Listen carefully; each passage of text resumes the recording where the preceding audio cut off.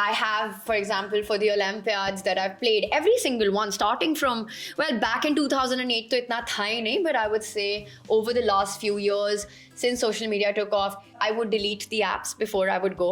Sometimes you just have to take physical measures to help yourself block out that noise to whatever extent you can.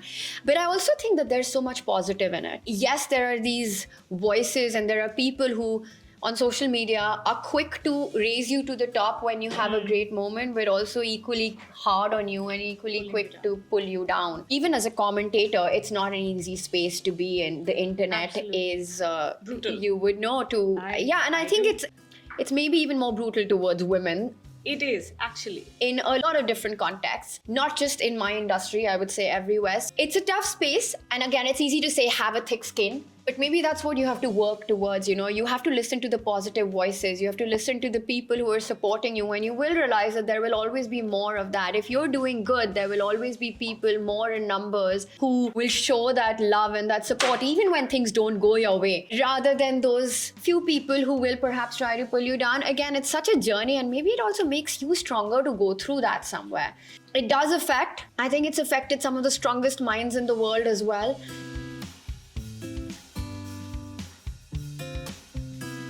Welcome to Grounded.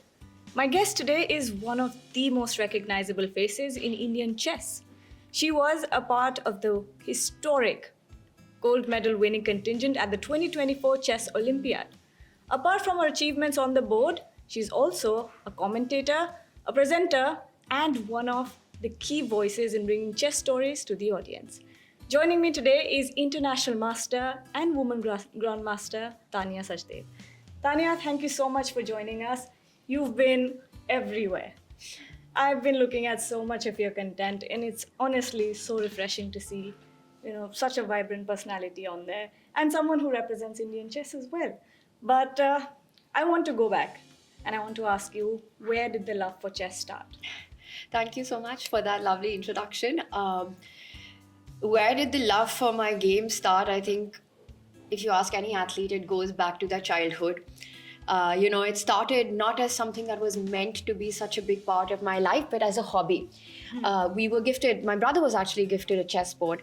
And I remember, well, I don't remember, but there is this photo at home where my father is trying to teach my brother how to play chess with a rule book. He himself didn't know how to play, so they were learning the rules, and I would stand and watch them.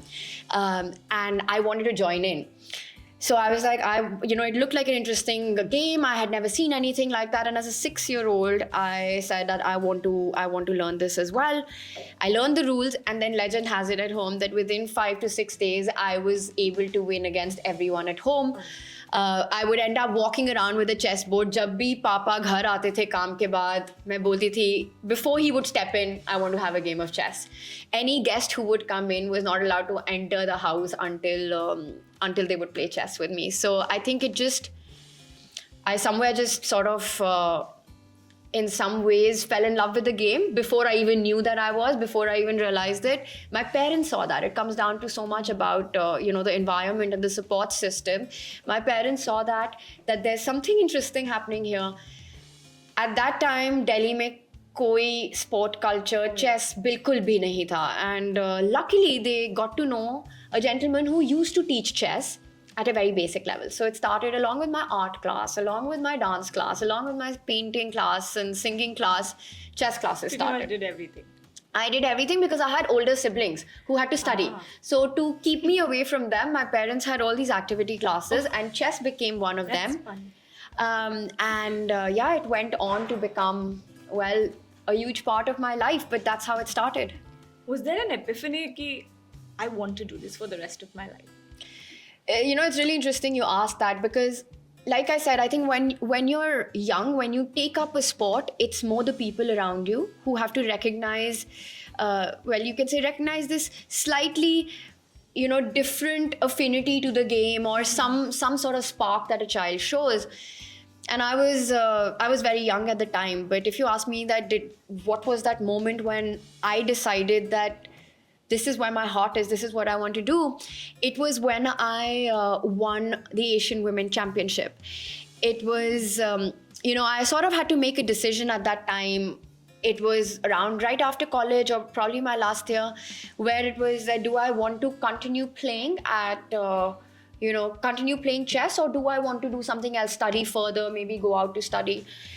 And I remember winning that tournament, and it was such a roller coaster of an event itself. It takes so much of, just so much, so many days of difficult competition, and then winning and going on the podium and the national anthem plays. And I think that was the moment when I realized for the first time, or I decided that ye karna hai, or I want more Chasing such that moments. feeling. Exactly, that I wanted to experience this more. And I think something switched in me at that point. Of course, it was looking back, easy decision. I was in the national team, I wanted to be in the chess Olympiad. But I think if I had to point out that one moment where I felt that chess is where my heart is, it was that one, just standing there and having everyone stand up for our anthem. I want to know what Tania is like as an athlete. Is she kind to herself? Is she very hard on herself? What's it like?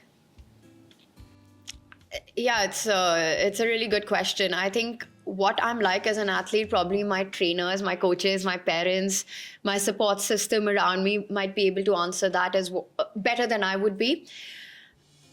But coming to the second part of what you said, I think it's a big journey of sort of learning so much about yourself along the way.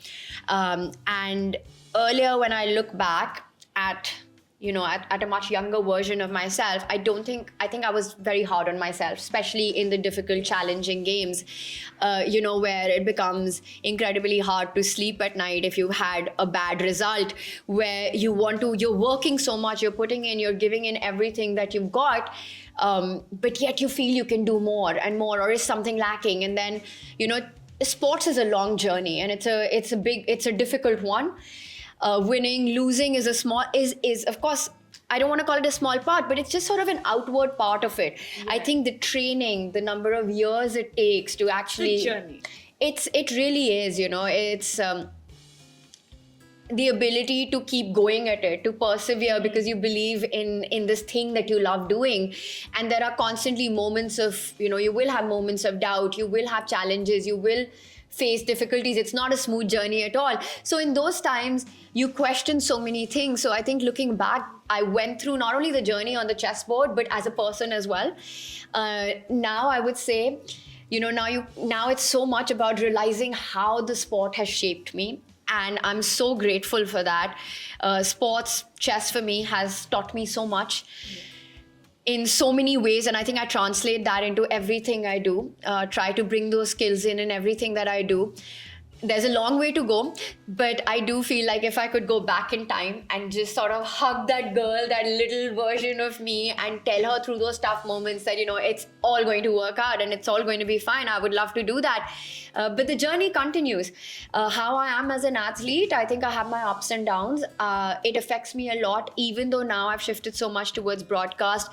When I play and, a win or a loss, it has an effect on the emotion, but you learn over time to stay a little detached to that, to stay a little detached to the result. And I think that comes with experience. Picking up on that, detachment. I've seen this with a lot of athletes who picked up the sport from a very young age, that sometimes it happens you get lost. You don't know who you are outside of that sport. Is that something you struggled with? Again, I would say, I think maybe there was a time when...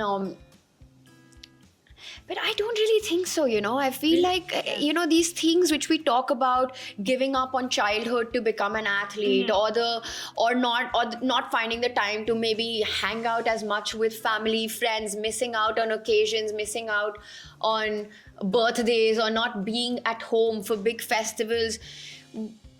These things, I don't really ever see that as a miss out. I don't really ever see that as a sacrifice.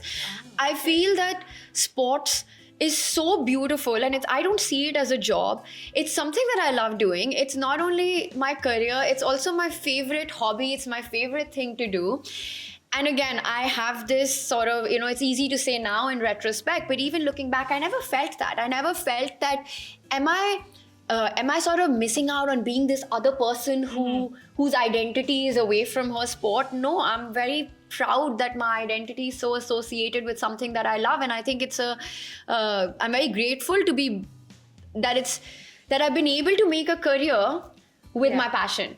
So I actually don't see it like that. That you have to have a separate identity. Yes, of course, we want to live a more fulfilled life, and you have other. Chess is not my life, but it's a big part of it, and I'm very proud about that. So you're perfectly intertwined with chess. It's a soul connection. Yes, and it doesn't mean that it doesn't have its challenges or its ups and downs. It absolutely does, but in no way do I look at it as a compromise or a sacrifice. And when we talk about chess, obviously it's all mental.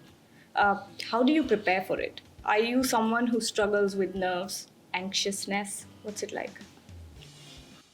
Yes, I feel that nerves are anxiety before a big game, especially when you know that you're so close to goals, to something that you work towards, then you play all these X number of rounds, and then let's say it's a championship game or it's a big moment in a tournament. You feel the butterflies, you feel the pressure, you feel the nerves. Sometimes it means you don't sleep as well. Well, for me, very often it means that it becomes a big challenge to get that rest.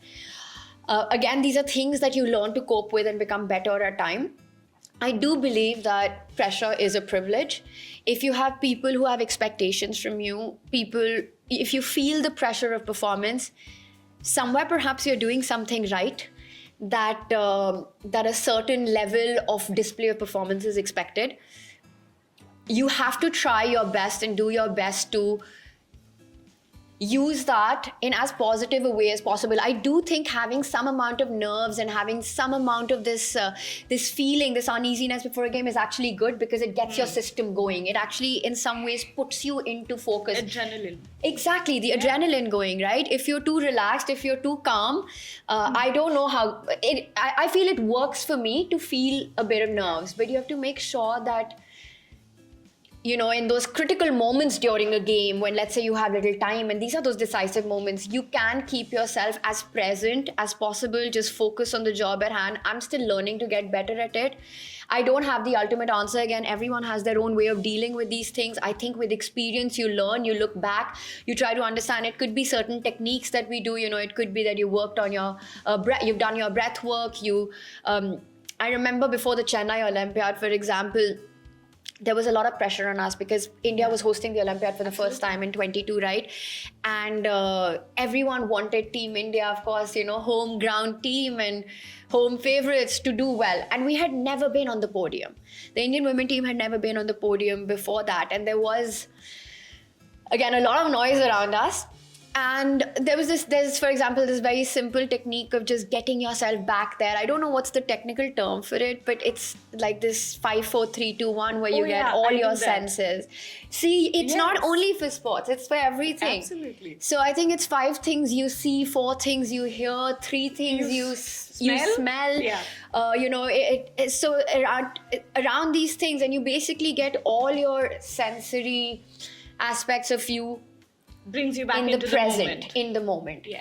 And I think, again, it's a very basic example, but this is something that I feel I have used actually at times to, when you've got all these people around you, when a result of a team match depends on your game. So there are these techniques that help you a lot to bring the focus. I think a little bit of nerves is good for you. Feeling it means that, you have that... you care, that you want it. Yes, you have that josh. Yeah. So you have to learn to take the positive from it. Also, maybe just embrace it, that it comes with the territory. Absolutely. And when we talk about pressure, when we talk about noise, unfortunately, in this generation, it means social media. Mental health is interlinked with social media as much as we would like to avoid it or say that it's not. With you being now a presenter, you being a voice, there has to be, some sort of negativity that comes with it. Do you block it out? Do you not look at social media at all? How do you deal with it? It's very easy to say that you can block out the noise, but it's so not. yes. It's I think everyone knows that it's incredibly hard in today's time. When I'm playing, when I'm at a tournament, I do cut myself off from social media. I don't check it. I don't however the tournament is going,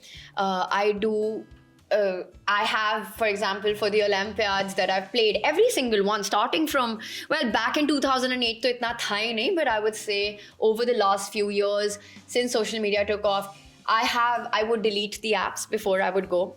And I do think that helps. Sometimes you just have to take physical measures to help yourself block out that noise to whatever extent you can. But I also think that there's so much positive in it. Yes, there are these voices and there are people who on social media are quick to raise you to the top when you have a great moment, but also equally hard on you and equally quick to pull you down. Even as a commentator, it's not an easy space to be in. The internet is brutal. You would know to I think it's maybe even more brutal towards women. It is actually In a lot of different contexts, not just in my industry, I would say everywhere. So it's a tough space. And again, it's easy to say have a thick skin, but maybe that's what you have to work towards. You have to listen to the positive voices. You have to listen to the people who are supporting you, and you will realize that there will always be more of that. If you're doing good, there will always be people more in numbers who will show that love and that support, even when things don't go your way, rather than those few people who will perhaps try to pull you down. Again, it's such a journey, and maybe it also makes you stronger to go through that somewhere. It does affect. I think it's affected some of the strongest minds in the world as well. Whether it's athletes or it's different sports. It's tough because, again, there are so many advantages. We get to tell so many stories. Sports has become so big as well because of social media, getting these stories to millions. But it's, again, part of the territory that you will have some people for whom somehow it gives them joy to bring people down. I don't understand that. And I hope it changes. And I want to give a shout out to not just all the women, but all the men who stand up for the women as well. Absolutely. Again, I don't think it is about dividing genders, but it's about blurring gender lines and, doing that together. So social media is a tough space. I think for the current generation, the younger lot, it's not easy, because they're growing up on it, how that affects how they're dealing with it, and still going on to become champions. Hats off to them. It's not an easy journey, but yes, you have to make yourself internally strong, surround yourself with the right people. I'm glad you brought that up because that's where I was headed to. And as a voice who's responsible, who has a lot of weight, when it comes to men and women in chess in India, there's still a huge disparity. What is the talent pipeline like in India? I will say that there has been no better time to be an athlete than today in India. Absolutely. Whether you're a girl or a boy, it doesn't matter. I feel the opportunities, the support, the programs by the government that are there, whether it's Khelo India, whether it's OGQ, Top Scheme, there are so many of, also private sponsorships that are coming up. Corporates coming up. I really do think that sports has become a part of the Indian psyche in the best way possible right now. Today, a young boy or a girl in school, if you ask them what do they want to become when they grow up, it's not just to do something in the entertainment industry or to become a doctor or to become an engineer or to become an astronaut. So many of them want to play for India. They perhaps love a sport, perhaps love an athlete. And I think that's become a big part of the Indian psyche right now. So I do feel that, yes, even today, for example, in chess, if I speak of chess, there are no women in the top 100 in the world. But I strongly also feel that there's been no better time to be a girl, to take up chess with the opportunities that are there. While there's a long way to go, to reach where perhaps this disparity, it bridges the gap, I also think a lot of progress has been made. And where are we in the hands? I think great. I mean, Vishay Anand always says in chess that this is the golden generation of chess. And not only with the young boys, but also we have so much talent with the girls. When I got into the national team, I was the youngest in the team. And today, when I played in Budapest, I was the oldest member of the team. And, whether it's Vaishali, Divya, Vantika, so many young girls. Yes. And again, it's also inspiring to see the achievements that we've had in chess, for so many more to come up. I do believe that India has got a great, bright future ahead, even beyond the generation that we see right now, the current young generation. When it comes to chess, we've got a lot of talent. hard work, I think वो तो हमारे में inbuilt ही है. The hustle culture and the hard work that Indians have, I think it's unmatched. And now the opportunities are more than ever. When we talk about internationally, where the cameras don't go, behind closed doors, do women get the same respect as men in chess? Yeah, that's a very tough question to answer. I mean, it's, yeah, it's really tough because I think every field has this challenge. It's in sports, it's in chess, in every different sport. And I think now with women coming out, voices coming out, again, maybe social media has a huge role to play that, the awareness that's around this. I do genuinely believe that there are a lot of good experiences with this as well, which is why, and a lot of that comes down to the men. Right. So yes, while, and I will say me included, have had some very difficult experiences, it's so important to, again, surround yourself with the right people, and you have to be strong yourself. It is a difficult space to navigate. We have made a lot of progress in it. There are a lot of voices that speak about it, and because of that, I think things are getting better. But there is a long way to go, and maybe this education of equality, of respect for women, of being together in a healthy environment, I believe it starts from home. 100%. And thousands of young girls will be watching this show. From a voice who's incredible, give them a message, please. Well, I think today young girls are very, very smart, and they know exactly what they want to do. They have the opportunity to go out and play, which you absolutely must, to try out different things that they perhaps want to do. And somewhere I think young girls know what they want to do, what they want to achieve. So more than that, I think my message would be to the people around them, to let them do that, to support them in it, whether it's sports, whether it's arts, whether it's academics, don't ever think that being a girl is a limitation in any way. It's an absolute force. You are an absolute force. And whatever you set your mind to, know that it's not going to be easy. And the journey has its own ups and downs, but it's absolutely worth it as long as you keep going on it and keep doing it. Don't let anyone tell you that you can't. Just a small addition to that, let them make mistakes. Don't pull them down.